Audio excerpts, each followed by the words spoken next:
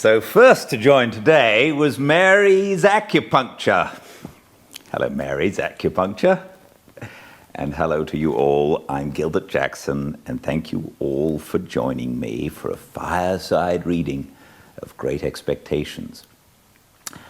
I decided at the start of the coronavirus quarantine that I would read a chapter a day of this wonderful old book to you, if you'd like it. And you all have stayed with me, along with several on YouTube. All the chapters are put up on YouTube in the evening so people can catch up or can just watch that way. And I'm very grateful to everyone that is watching with me and listening to this lovely old story as we go through it. Today, we're on chapter 43. What just happened was very important. Abel Magwitch, which is the name of the person the convict who got Pip to do a variety of things when he was a young boy on the marshes, has returned, and it's been discovered that he is the person who is funding Pip's Great Expectations. He told the story of how he and a man called Compeyson did a variety of criminal activities, and after he finished that story, Herbert took Pip aside and told him that young Havisham's name was Arthur. This is somebody who Compeyson was in cahoots with. Young Havisham's name was Arthur. Compeyson is the man who professed to be Miss Havisham's lover. If we remember, Miss Havisham had her heart broken and is the way she is because somebody, we've just discovered, Compeyson, said that they would marry her and at the last moment left her. And it was surmised that he did so because Miss Havisham had inherited all the money and her brother Arthur was in cahoots. So it's just been revealed that that is the case, and the man who was Miss Havisham's lover was Compeyson. So now we get to a fireside reading of Great Expectations, chapter 43. Why should I pause to ask how much of my shrinking from Provis might be traced to Estella? Why should I loiter on my road to compare the state of mind in which I had tried to rid myself of the stain of the prison before meeting her at the coach office with the state of mind in which I now reflected on the abyss between Estella in her pride and beauty and the returned transport whom I harbored? The road would be none the smoother for it, the end would be none the better for it. He would not be helped, nor I extenuated. A new fear had been engendered in my mind by his narrative, or rather, his narrative had given form and purpose to the fear that was already there. If Compeyson were alive and should discover his return, I could hardly doubt the consequence. That Compeyson stood in mortal fear of him, neither of the two could know much better than I, and that any such man as that had been described to be would hesitate to release himself for good from a dreaded enemy by the safe means of becoming an informer was scarcely to be imagined. Never had I breathed, and never would I breathe, or so I resolved, a word of Estella to Provis. But I said to Herbert that before I could go abroad, I must see both Estella and Miss Havisham. This was when we were left alone on the night of the day when Provis told his story. I resolved to go out to Richmond next day, and I went. On my presenting myself at Mrs. Brandley's, Estella's maid was called to tell that Estella had gone into the country. Where? to Sattie's house as usual. Not as usual, I said, for she had never yet gone there without me. When was she coming back? There was an air of reservation in the answer which increased my perplexity, and the answer was that her maid believed she was only coming back at all for a little while. I could make nothing of this, except that it was meant that I should make nothing of it, and I went home again in complete discomfiture. Another night consultation with Herbert after Provis was gone home, I always took him home and always looked well about me, led us to the conclusion that nothing should be said about going abroad until I came back from Miss Havisham's. In the meantime, Herbert and I were to consider separately what it would be best to say, whether we should devise any pretense of being afraid that he was under suspicious observation, or whether I, who had never yet been abroad, should propose an expedition. We both knew that I had but to propose anything and he would consent.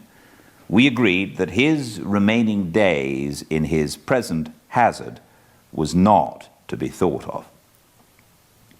Next day I had the meanness to feign that I was under a binding promise to go down to Joe. But I was capable of almost any meanness towards Joe or his name. Provis was to be strictly careful while I was gone, and Herbert was to take the charge of him that I had taken. I was to be absent only one night, and on my return, the gratification of his impatience for my starting as a gentleman on a greater scale was to begin. It occurred to me then, and as I afterwards found to Herbert also, that he might be best got away across the water on that pretence, as to make purchases or the like. Having thus cleared the way for my expedition to Miss Havisham's, I set off by the early morning coach before it was yet light, and was out on the open country road when the day came creeping on, halting and whimpering and shivering, and wrapped in patches of cloud and rags of mist like a beggar. When we drove up to the Blue Boar after a drizzly ride, whom should I see come out under the gateway, toothpick in hand, to look at the coach, but Bentley Drummle. As he pretended not to see me, I pretended not to see him. It was a very lame pretense on both sides, the lamer because we both went into the coffee room where he had just finished his breakfast, and where I ordered mine. It was poisonous to me to see him in the town, for I very well knew why he had come there.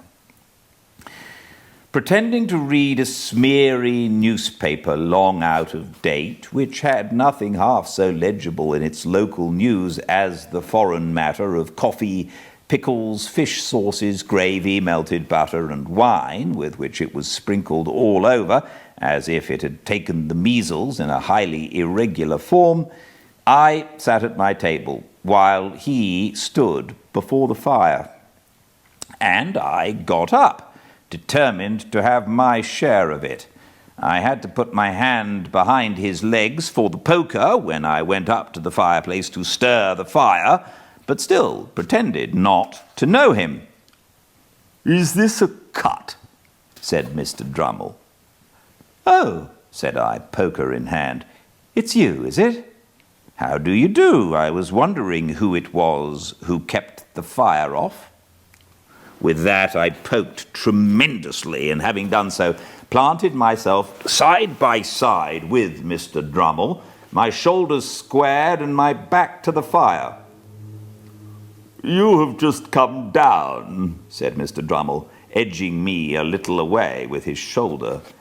"Yes," said I, edging him a little away with my shoulder. "Beastly place," said Drummle. "You're part of the country, I think." "Yes," I assented. "I am told it's very like Shropshire." "Not in the least like it," said Drummle. Here Mr. Drummle looked at his boots, and I looked at mine, and then Mr. Drummle looked at my boots, and I looked at his.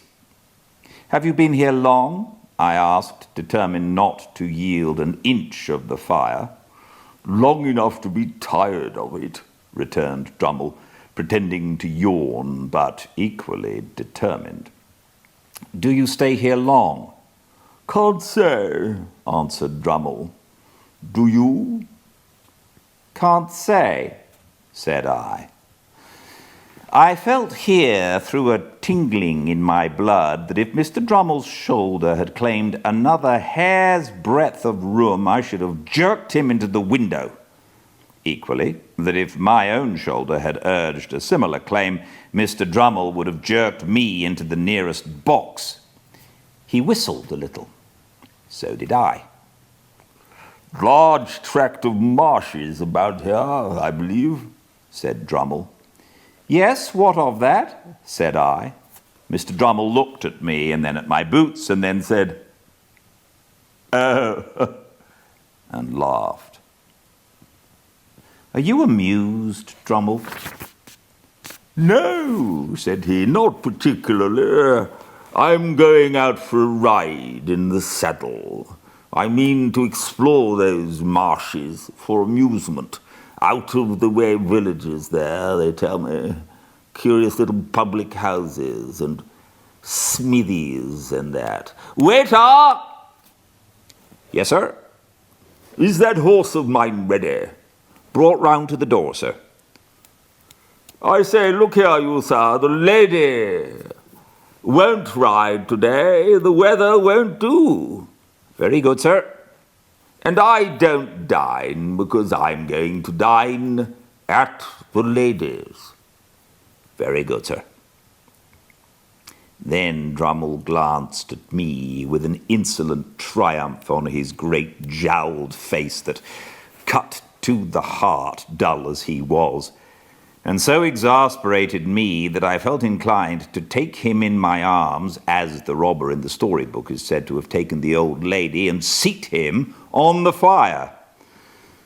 One thing was manifest to both of us, and that was that until relief came, neither of us could relinquish the fire. There we stood, well squared up before it, shoulder to shoulder and foot to foot, with our hands behind us, not budging an inch. The horse was visible outside in the drizzle at the door. My breakfast was put on the table. Drummle's was cleared away. The waiter invited me to begin. I nodded. We both stood our ground. "Have you been to the Grove since?" said Drummle. "No," said I. "I had quite enough of the Finches the last time I was there." "Was that when we had a difference of opinion?" "Yes," I replied very shortly. Come, they let you off easily enough," sneered Drummle. "You shouldn't have lost your temper." "Mr. Drummle," said I, "you are not competent to give advice on that subject. When I lose my temper, not that I admit having done so on that occasion, I don't throw glasses." "I do," said Drummle. After glancing at him once or twice, in an increased state of smouldering ferocity, I said, "Mr. Drummle, I did not seek this conversation, and I don't think it an agreeable one." "I am sure it's not," said he, superciliously over his shoulder. "I don't think anything about it." "And therefore," I went on, "with your leave, I will suggest that we hold no kind of communication in future." "Quite my opinion," said Drummle, "and what I should have suggested myself, or done, more likely, without suggesting. But don't lose your temper. Haven't you lost enough without that?" "What do you mean, sir?" "Waiter!" said Drummle, by way of answering me. The waiter appeared. "Look here, you sir. You quite understand that the young lady don't ride today, and that I dine at the young lady's?" "Quite so, sir." When the waiter had felt my fast-cooling teapot with the palm of his hand, and had looked imploringly at me, and had gone out, Drummle, careful not to move the shoulder next to me, took a cigar from his pocket and bit the end off, but showed no sign of stirring.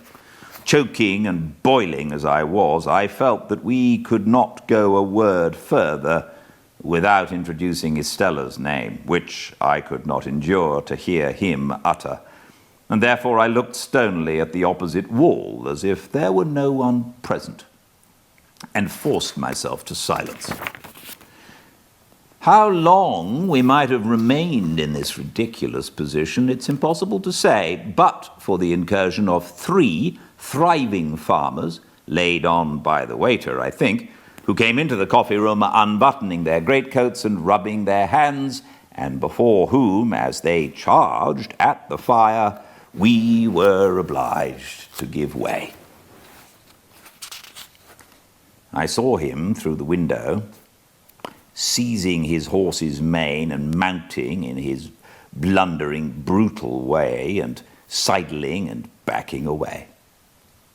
I thought he was gone when he came back, calling for a light for the cigar in his mouth, which he had forgotten.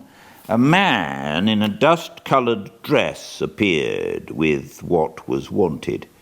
I could not have said from where, whether from the inn-yard or the street, or where not, and as Drummle leaned down from the saddle and lighted his cigar and laughed with a jerk of his head towards the coffee-room windows, the slouching shoulders and ragged hair of this man, whose back was turned towards me, reminded me of Orlick. Too heavily out of sorts to care much at the time whether it were he or no, or, after all, to touch the breakfast, I washed the weather and the journey from my face and hands, and went out to the memorable old house that I would have been so much the better never to have entered, never to have seen.